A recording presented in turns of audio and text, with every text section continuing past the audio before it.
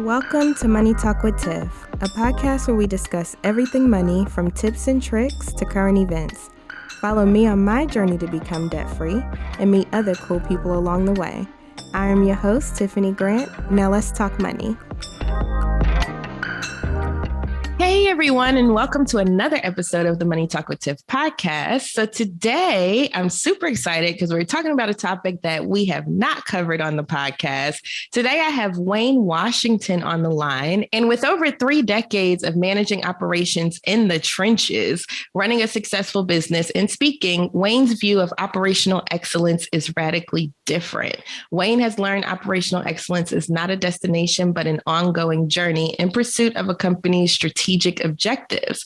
We're going to talk about operations today, y'all. And we have never talked about operations on this podcast. And I know I have a lot of listeners that are business owners, people that are hiring people now or want to hire people. And Wayne is like the guru when it comes to operations and how to level up your business in that way. So, hey, Wayne, how are you? Hi, Tiff. How are you doing today? I am doing great. I have a smile on my face to talk to you today. Absolutely. Absolutely. And I'm so glad that you came on. Operations is a big part of scaling businesses. When you start your business as an entrepreneur, it's just you. And, operations is still important then because you still have to, keep things going. But once you start bringing in people, whether they're contractors, employees, it's just a whole bunch of different variables now that you are no longer the person controlling everything, which can be good and which can be bad sometimes. So I just want to hop right in.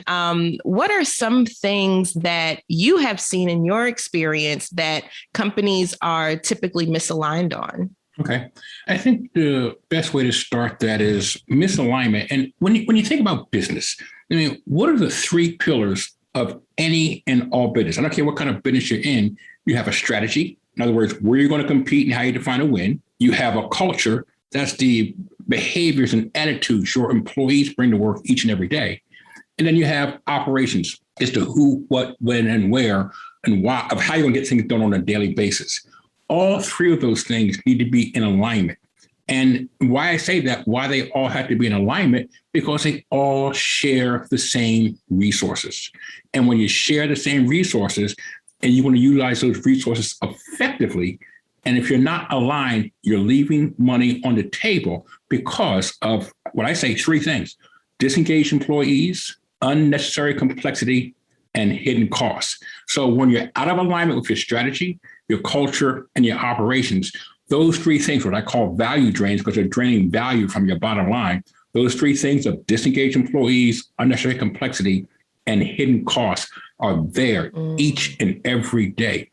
And as I like to say it, Tiffany, is they're stealing money from your bottom line because every dollar they take is profit. You're not getting in your pocket. So that's I think a simple way to kind of set the stage, and we can kind of dive into it from there. Oh, yeah, absolutely. So let me just reiterate for the audience, like what I heard was that your goals, aka your strategy, needs to align with your operations, which you do on a day-to-day, which also needs to align with the culture that you are creating in your company. And so if these 3 things aren't on the same page, then you'll have disengaged employees, you'll lose money, it just starts a snowball effect. It's harder to run. It's harder to run your business and no more fun.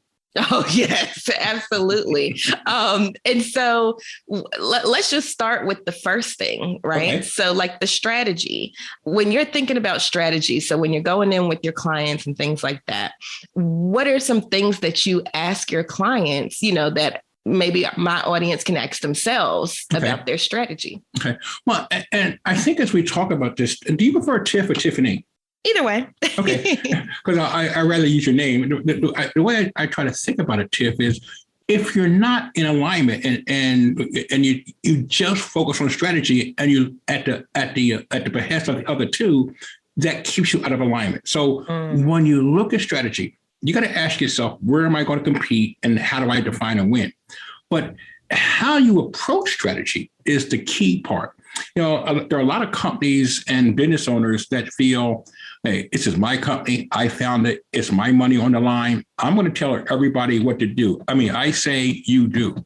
And truthfully, Tiff, I have found that no longer works in today's day and age. So strategy needs to be collaborative, because if you're in a company that has operations and culture and strategy, your strategy is going to be implemented by people. People implement strategy, not companies. So if you're doing things to alienate your employees, or they become disengaged and just are looking on they're online searching Facebook or looking for a new job, that's a disengaged employee. So when I talk about strategy, the strategy needs to be collaborative, because they're the ones who are going to implement your strategy. So if they're going to be the ones that implement your strategy, get them involved in the development of your strategy. If they're involved and they feel they have some kind of ownership in what they're working on, they feel they see how their daily activities fits into that strategy, that's a key step. That helps from the strategy standpoint, that helps from the culture standpoint, and it definitely helps from the operation standpoint, because they know what to do and why. Oh my gosh, this is music to my ears. Because when I was in corporate, my specialty was employee relations, employee engagement. That's what I was hired to go to companies for. Okay. And when I say you nailed the nail on the head, hit the nail on the head when you said that people need buy-in. People need to know that they are part of something greater, and that their job actually matters. Because if they feel like their job doesn't matter, or if they, like, let's say, for instance, and this is one thing that a lot of managers don't do, is whenever a ball drops, and let's say, an employee didn't do their best work, or something fell through the cracks or whatever, you don't say anything. They're like, oh, well, my job doesn't matter in the grand scheme of things. And so it doesn't matter if I drop a ball at this point, because I know that nobody's going to catch it, because my job is not a part of this thing. Like, I'm on an island by myself. And so a lot of managers don't do they don't lead well. Timely, period. Yes, lead well, but timely feedback, feedback. Or sometimes when they do, they try to do like this really big, email to everybody, instead of nailing that one person that made a mistake. And see what that does. People think, oh, I'm trying to be nice. I'm trying to da-da-da-da-da. But you don't know if that email that went to everybody, or that team meeting that you addressed the issue to everybody, even met that person. Let me just take that point, that step a little further. And I'm quite sure you can verify this with your background in HR. Most people leave a company because of their boss. They don't get along with them. They don't get the respect from their boss. They're not treated well. They're not involved. And when they stop losing the respect for their boss, that's when they become disengaged. That's when they leave. So if you don't have that relationship with your employees, and if you're narcissistic and you feel that you have to be praised, or you're aggressive and it's got to be your way or the highway, or if you're disorganized, or if you're passive in making decisions, every employee looks at that and says, do I want to work with that person? And they soon first become disengaged, then they leave. So, and I'm quite sure you probably can verify that from the HR standpoint, from your experience. Oh, yeah. We have that saying in HR, actually. People don't leave companies, they leave their managers. Yep. And so and especially if you're an entrepreneur, now you are becoming a manager. And some people don't even like managing, but you need help, and so it's your responsibility to now, find people that match the culture that you've already created. Or if the culture is not up to par to bring people in, or your operations are not up to par, then you go ahead and start revamping some things, so that way you can bring help in and make it comfortable for those people that are going to be actually implementing your strategy. Did I get it? When you say that, Tiff, I'm going to also kind of add on to that point. Yes, people might leave a company because of the management and the way their management team acts or interacts with them. But to me, as a business owner, you got to think about the other side. When you bring people onto your company, what's the environment you're bringing in? Because every person you hire, they affect your culture. Because culture is the sum of the behaviors and beliefs of each employee and what they bring to work every day. So if you hired somebody that doesn't fit into your company, you think they have these great skills and they can walk on water, but they don't fit. You put them in your culture and your environment, they're going to be disruptive. When they be disruptive, again, people turn off. Again, decisions get delayed. Again, cost is hidden. So how do you make sure you bring people on board so they fit into your culture? So you got to make sure you identify what your culture is, what the environment you're trying to establish within your company before you hire. There's a guy named Tony Zing. I think he's a big shoe guy, and he does things. He'll hire people. He has have a huge hiring process, and when he hires somebody after 90 days, he'll give you $5,000. If we leave right there and then. In other words, it doesn't fit you. I'll give you money to leave because he doesn't want to keep dead weight around. Dead weight drains your profits. Dead weight takes management time. You know that old 80-20% principle? 80% of your problems come from 20% of your people. Why not get them off early, number one, or number two, don't hire them in the first place. So culture and strategy go hand in hand. Yes, Wayne. Yes. I love this. This is speaking my language for sure. I wanted to go back to your very, very first point when you said, don't pretty much like, let me break this down for the audience. Don't bring people into mess. Make sure that you have your stuff in order. And I have personal experience with this, actually. So for instance, me and my husband, we have a logistics business, right? We just hired an extra dispatcher to help us. But before we brought that person in, I was up 2-3 o'clock in the morning trying to get our systems in place. So that way she didn't come into a job where it was like, oh my gosh, what is going on? Like we know, me and my husband know what's going on because we've been, dealing with it for so long, but you have to be mindful when bringing in new people that you have operations that are easy to understand. You've been building this baby, you've been making this baby happen, and you've been doing it for months, maybe years, and so you have the process down. Somebody coming fresh in, they have no idea what's going on. And so I spent a lot of time getting not only like our operations down packed, but also how we're going to communicate with this person. So you have to keep that in mind as well. And so we had to buy a new software to where she had her own line, being that she was virtual. And then she had, she can text our drivers and things like that from that number. We had to think about all of that because we were solely working from a space where it was just me and my husband. And so we could just sit there and make a group text and be fine. But now we have an extra person. And so we're like, how can we make sure that this person feels like they are being entrenched and ingrained in our daily operations so that way they can feel a part? And so those are the necessary steps that need to happen. So I just wanted to make sure I reiterated that part and give my personal example on that. When you want to make sure that it's not a mess when they come in. Well, go ahead. Let me add to that if you don't mind, Tiff. Yeah, sure. One of the when I left. I started working for a company I came here to Evansville, Indiana to work for a company called Mead Nutritional. Anybody who has infants, the Infamil brand of baby formula is what they manufacture. And when I left Mead Johnson in 1997 to start my business, a facility management business, we manage people's facilities, their maintenance, their housekeeping, their lawn cutting, their utilities, all those kind of things. We manage them as one part of our business. But when I started my own business, a counselor from SCORE recommended a book to me to read.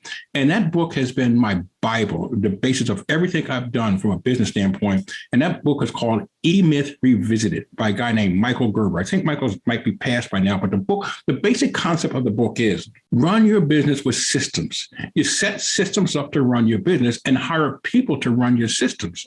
So when you set systems up, you're hiring people, you're taking your mindset and what's in your mind and putting it down into a systematic process to build your business. So when you bring new people on board, you don't have to stay up at 2 or 3 o'clock in the morning, like Tiff just said, to get things ready for that person.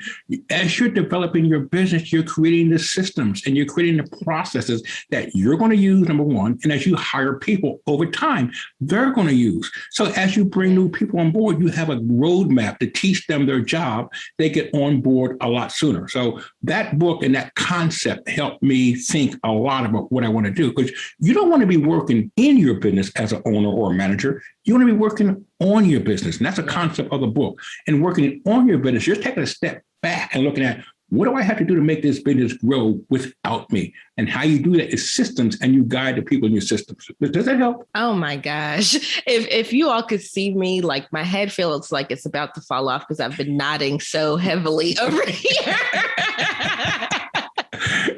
I've been nodding since this conversation started. But yes. I learned the hard way, like Wayne was saying, I stayed up until 2 or 3 o'clock in the morning trying to get the mess together right the day before she was coming, And so as you develop your business and as you, think about how you want to scale, everything Wayne said was right on the head. Make sure that as you're building it, you're putting those processes down. That's one thing that I am having to go back and do. And in my head, I'm like, Tiffany, when you were in HR, you had SOPs for everything. What's the problem now?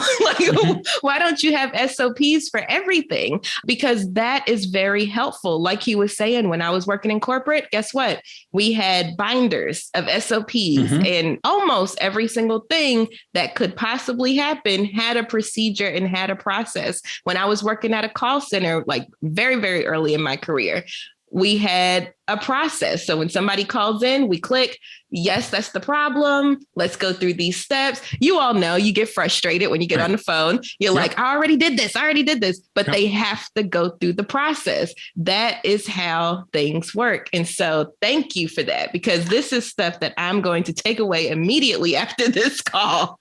You got to think about it. I'm sorry, Tim, but you got to think about the mindset. Do you have a business or do you have a hobby? Yep. If you have a business, run it like a business, and systems run. Why every major corporation, McDonald's, IBM, Ford, they all started small. I mean, Apple started in somebody's garage. Look at Apple now. It stopped being a hobby and became a business. In order to have a business, you have to have systems, and those systems run your business. Exactly.